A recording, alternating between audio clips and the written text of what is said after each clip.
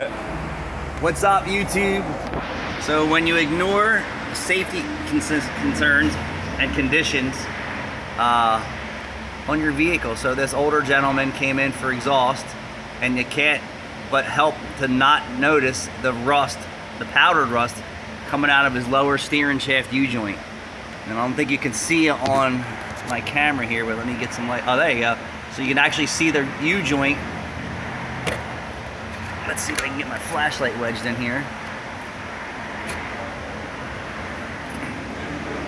The struggles. Let's do that.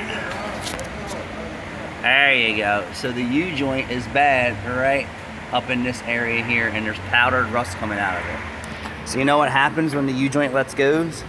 Your steering wheel just fucking freewheels around, and then you crash into whatever's in your way because the car is steering itself.